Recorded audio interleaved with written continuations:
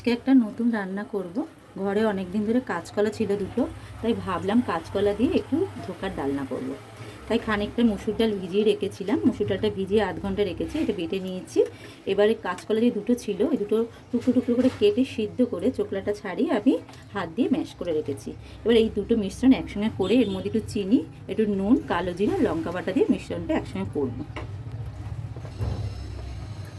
কড়াইতে তেল দিয়েছি, গ্যাস জ্বালিয়ে নিয়েছি, তেলটা একটু গরম হোক, তারপর আমি একটু কালো জিরে ফোড়ন দিয়ে এই মিশ্রণটা কড়াইতে নাড়ব।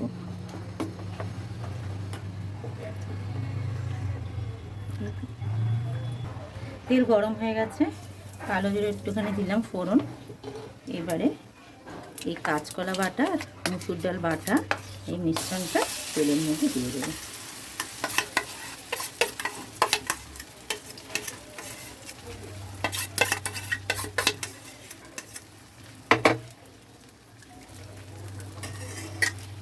এবার এটা ভালো করে দুটো একসঙ্গে মিশিয়ে নেব। এর মধ্যে একটুখানি আমি কাঁচা লঙ্কা বাটা দিয়েছি, মিষ্টি দিয়েছি, স্বাদ মতন নুন দিয়েছি।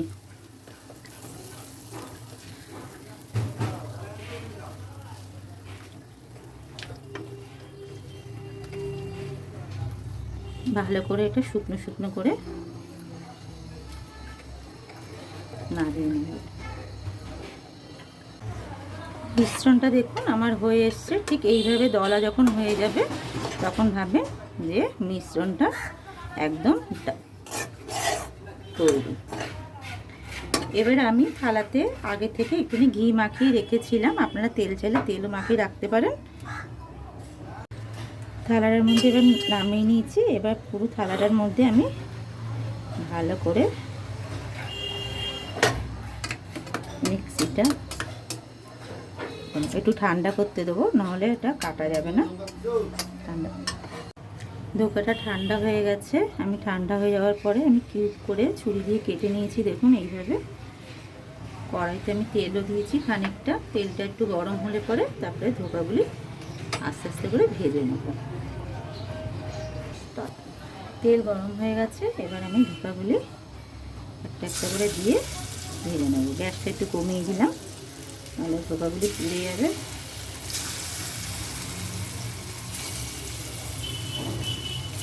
অল্প অল্প করে দিয়ে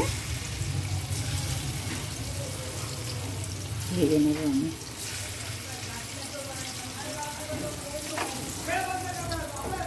বাড়িয়ে দিলাম।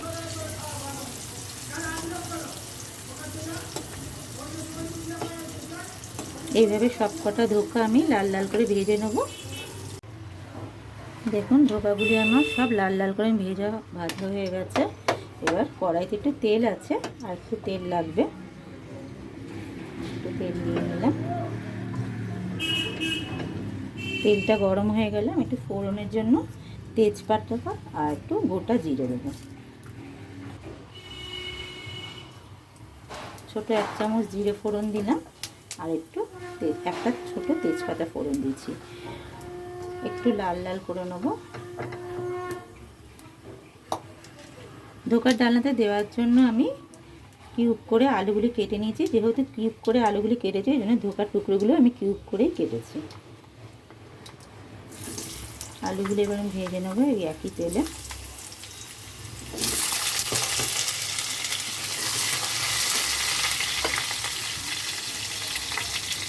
নুন দিয়ে নেবো।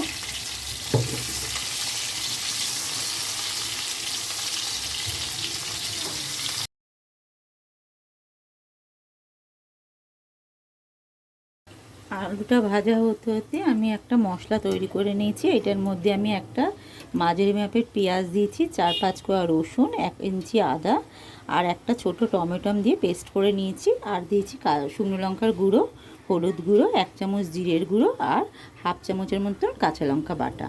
আপনারা এটা নিরামিষও করতে পারেন। নিরামিষ করলে পরে ছোলার ডাল দিয়ে করবেন। যেহেতু আমি এটা মুসুর ডাল দিয়ে করেছি এই জন্য এটাতে পেঁয়াজ আমি ইউজ করেছি। আর ছোলার ডাল দিয়ে করলে পরে আপনারা পেঁয়াজটা দেবেন না, তাতে আপনারা আদা বাটা, জিরে বাটা, টমেটো বাটা আর একটু কাজু, মগজদানা বাটা দিয়ে করবেন। আলুটা আমার ভাজা হয়ে গেছে। এবার যে মশলাটা আমি রেখেছি রেডি করে সেই মশলাটা দিয়ে দেবো সবটা।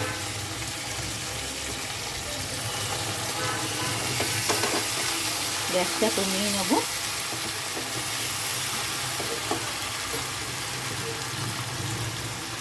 দেব এটাতে নুন আর দেব চিনিটা কষানোর সময় দিলে পরে তাহলে কালারটা খুব ভালো আসে।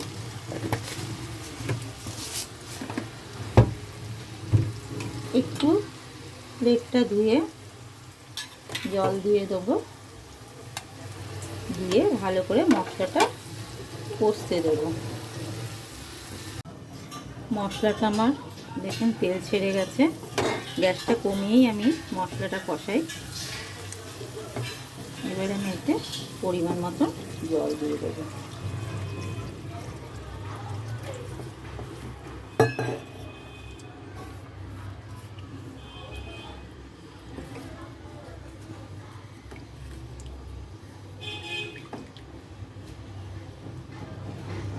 এবার ভেজে রাখা ধোকাগুলি সব দিয়ে দেবো।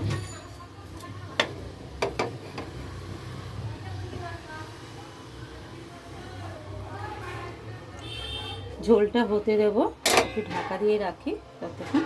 ঝোলটা আমার হয়ে গেছে দেখুন। এবারে এর মধ্যে আমি হাফ চামচ গরম মশলা দেব,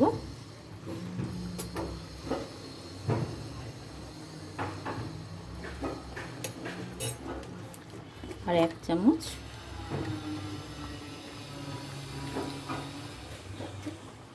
ঘি দেবো। আপনারা একটা নুন মিষ্টিটা দেখে নেবেন নামানোর আগে।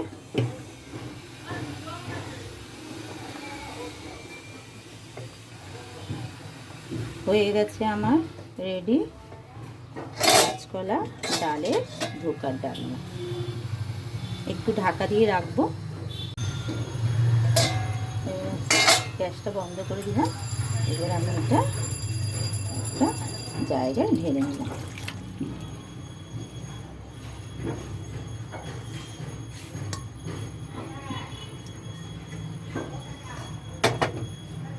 দেখুন খুব সুন্দর কালারটা এসছে। আপনারা বাড়িতে ট্রাই করবেন এবং বলবেন কীরকম এটা হয়েছে খেতে।